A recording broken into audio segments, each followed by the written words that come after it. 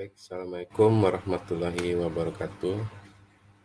Berjumpa lagi dengan saya di mata kuliah Business System di pertemuan ketiga kampus ASM Insulindo. Sekarang di hari Sabtu tanggal 25 November 2023.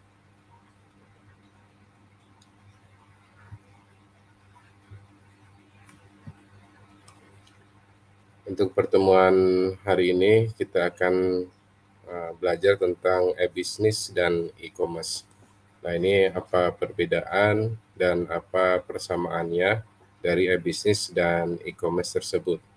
Yang pertama, nanti kita akan belajar tentang gambaran umum e-business dan e-commerce. Kemudian ada manfaat kita menjual di sebuah website atau toko online. Kemudian ada jenis-jenis e-business dan e-commerce. Yang keempat ada positif negatifnya kita menggunakan e-business atau kita berjualan di online. Oke, ini data diri saya, silakan di subscribe dulu YouTube Mang Dosen Official. Kemudian kita lanjut ke pengertian dari e-business dan e-commerce. Yang pertama ada e-business, ya ini menurut definisi dari R. Kelly Rayner, yaitu suatu definisi yang lebih luas dari e-commerce, yaitu selain termasuk aktivitas jual beli produk dan jasa, juga pelayanan konsumen, kerjasama dengan para mitra bisnis, pembelajaran bisnis melalui e-learning, dan pelaksanaan tugas-tugas bisnis internal perusahaan yang dilakukan secara elektronik. Nah, ini kalau iBusiness ini bukan hanya e-commerce, jadi lebih luas tentang penjualan beli di internetnya. Kemudian ada pengertian dari e-commerce, yaitu proses atau transaksi jual beli serta pengiriman, pertukaran barang dan jasa melalui jaringan komputer termasuk internet. Nah, ini e-commerce itu merupakan bagian dari e-business. Jadi ini bagian dari e-business e-commerce itu ya, hanya satu bagian, yang lebih luasnya adalah e-business. Karena e-business ini macam-macam, ada penjualan di website online seperti web company profile dan lain-lain, ada yang di marketplace, kemudian ada di media sosial lainnya. Gitu ya. Jadi e-commerce ini adalah bagian dari e-business. Nah, ini kita masuk ke gambaran umum e-business dan e-commerce. Nah, ini perdagangan elektronik, e-commerce atau EC, ini adalah proses pembelian, penjualan, transfer, atau pertukaran produk, jasa atau informasi melalui jaringan komputer, termasuk internet. Sedangkan e-business, definisi lebih luas dari e-commerce, yaitu meliputi pembelian dan penjualan barang serta jasa. Kemudian ini juga pelayanan pelanggan, kolaborasi dengan mitra bisnis, pelaksanaan e-learning, dan pelaksanaan transaksi elektronik dalam sebuah perusahaan. Kalau kita lihat di sini ada gambar ya, gambar enterprise perusahaan yang menjual online. Ini cara-cara baru dan inovatif untuk menggunakan internet, komputer, dan teknologi komunikasi untuk berhubungan dengan pemasok dan melayani pelanggan secara lebih baik, secara real time. Ya, jadi pelanggan kita bisa supply barang kita, perusahaan kita tanpa ada jarak dan waktu gitu ya. Kemudian penjual dan pembeli tidak perlu bertatap muka, tetapi pelanggan di seluruh dunia bisa berkunjung ke toko tersebut baik siang atau malam dan berharap menerima perhatian secara pribadi. Jadi biarpun jarak jauh, tetapi bisa disatukan dalam sebuah website ya. Kita bisa berkomunikasi dengan pelanggan kita di dalam sebuah website dan bisa menanyakan produk barang dan jasa di sebuah website tersebut gitu. Ini ada jenis-jenis transaksi e-commerce ya. Ada manufacturer, kemudian distributor, retail, kemudian ada komisi. Manufacturer, retail, bisa aja manufacturer, perusahaan manufacturer itu langsung ke retailer, atau perusahaan manufacturer itu bisa langsung ke customer gitu ya. Ini secara pendapatan itu lebih besar yang mana gitu ya. Misalkan yang pertama ada manufacturer, kemudian melalui distributor, melalui retailer, kemudian langsung ke customer. Nah, ini ada 3 tahapan barang itu jadi atau diterima oleh sebuah customer.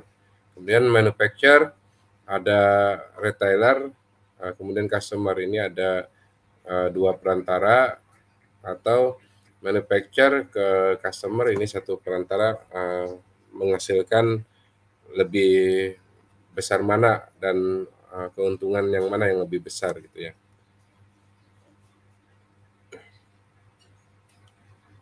Kemudian ada framework dari e-commerce, ada aplikasi e-commerce. Nah, ini pemasaran langsung, saham pekerjaan, perbankan online, perolehan dan pembelian, mall, lelang, perjalanan, publikasi online, layanan pelanggan, kemudian transaksi intrabisnis. Kemudian dari aplikasi tersebut pasti ada komponen-komponennya, yaitu ada orang. Nah, ini orang biasa disebut penjual, ada juga yang sebagai pembeli, ada perantara, layanan, orang-orang sistem informasi manajemen. Kemudian di e-commerce itu ada kebijakan publik ya, ya seperti kita patuhi pajak, hukum, isu privasi, peraturan, dan standar teknis. Kemudian ada pemasaran dan periklanan. Ini ada penelitian pasar, promosi, dan pengisian web.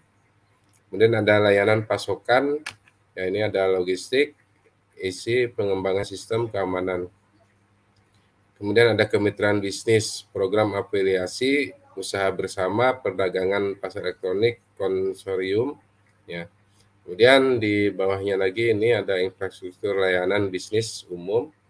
Nah, ini kartu pintar, keamanan, autentikasi, pembayaran elektronik, direktori atau katalog.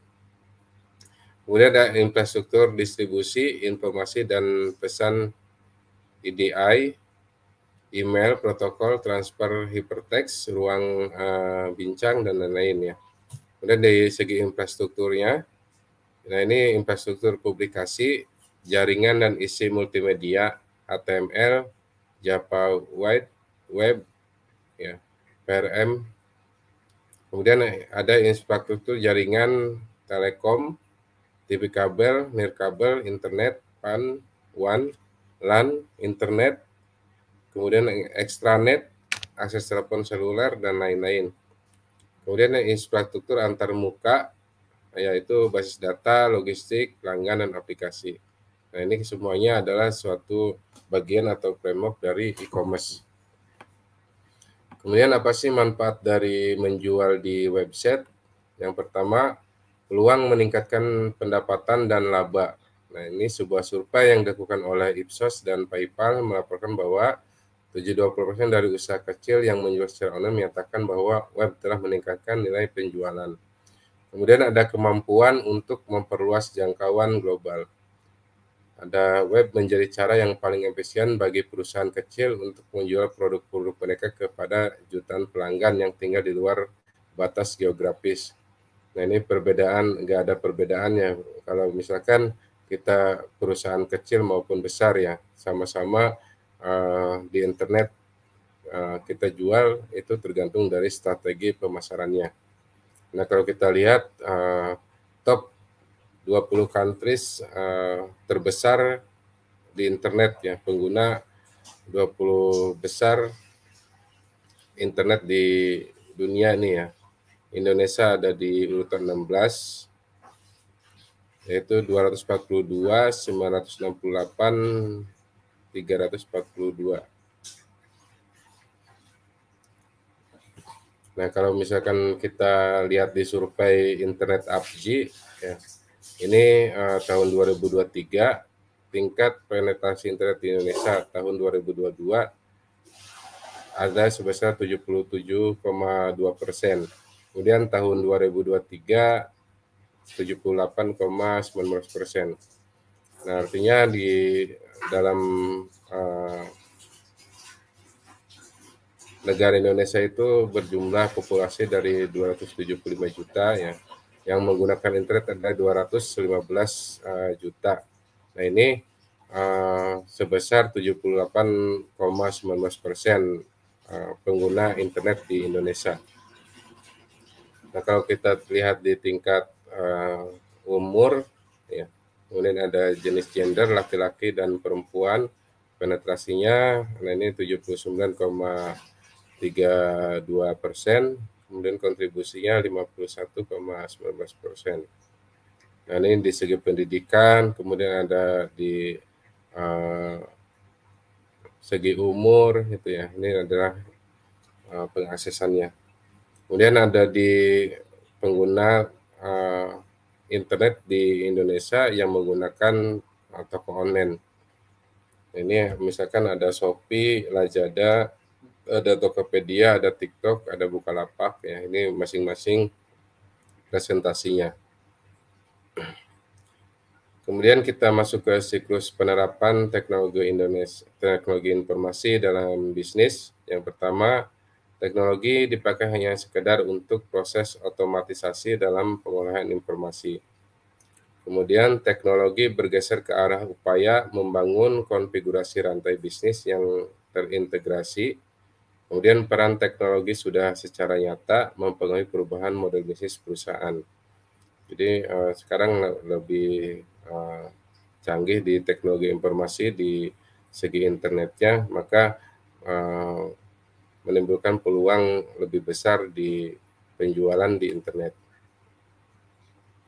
Kemudian di sini ada aplikasi atau arsitektur aplikasi e-bisnis ya. Dari supplier, distributor, reseller itu ke SCM, supply chain management ya. Ini saling ketergantungan ya, saling berhubung, saling misalkan dari Enterprise Research Planning, dia ada logistik, production, distribution, dia masuk ke supply chain. Kemudian dari logistik pun bisa ke administrative control, human resource. Nah, ini ke karyawan. Nah, ini sebelah kanan ke stakeholder. Ini saling berhubungan di suatu arsitektur bisnisnya.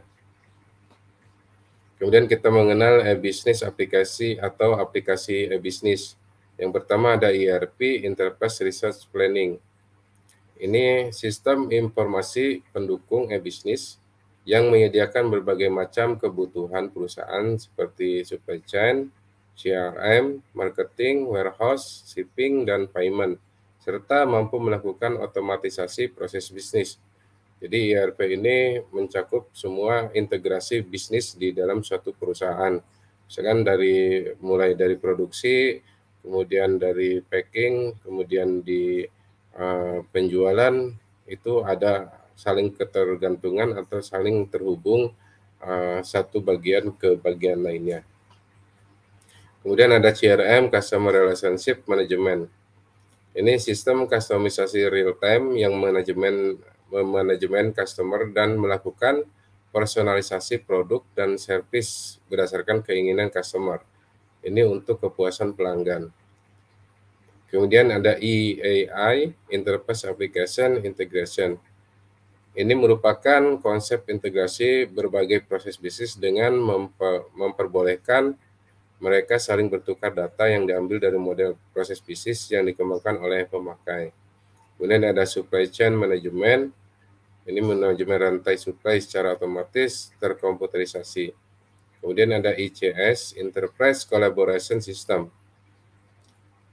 Kemudian gambaran umum dari sales order di bisnis ya. Nah, the process of fulfilling customer order involving many department, external supply, warehouse, manufacturing, manufacturing set, dan lain-lain ya. Jadi dari customer meminta atau meminta suatu produk yang akan dibeli, kemudian masuk diterima di customer management, ya, kemudian menanyakan tentang kesepakatan harga. Nah, ini di bagian quotation ini mengecek ke inventory, ya, di inventory ngecek ke bagian warehouse, kemudian bagian warehouse setelah tersedia kemudian di packing dan penjadwalan untuk dikirim. Kemudian dilakukan pembayaran sebelum dikirim dan barang dikirim sampai ke customer. Ini adalah siklus dari sales order di bisnis online. Kemudian ada baik buruknya e-bisnis. Yang pertama itu yang positifnya. Pertama, mengurangi biaya operasional karena informasi distribusi produk dapat digitalkan sehingga berakibat ini pelacakan status produksi dan distribusi sangat mudah dan berkelanjutan karena sudah ada sistem komputerisasinya di setiap e-bisnis. Outbound logistik bisa dilaksanakan. Kemudian mengurangi inventory buffer. Kemudian distribusi produk akan lebih cepat dan lebih akurat. Kemudian aktivitas inbound logistik dapat ditingkatkan. Kemudian yang ketiga, meningkatkan efisiensi operasi internal. Kemudian meningkatkan efisiensi penjualan dan pemasaran. Kemudian meningkatkan revenue stream baru, aliran pendapatan baru yang memungkinkan lebih menjanjikan dan tidak bisa ditemui di sistem transaksi tradisional. Dapat meningkatkan market exposure, ya ini dapat meningkatkan pangsa pasarnya, memperpendek waktu produk cycle. Jadi kalau secara sistem produk itu prosedurnya lebih cepat selesai daripada yang manual.